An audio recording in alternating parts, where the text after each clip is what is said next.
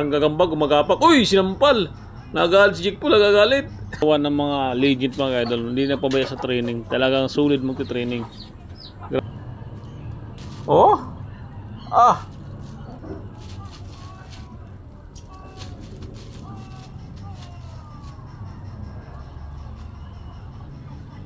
Grabe luck ni Mike Tyson. Ayun na. Harap-harapan na sila.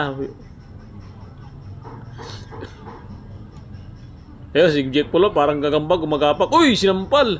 Nagalit si Jake Paul, nagagalit. Ay, parang yung report.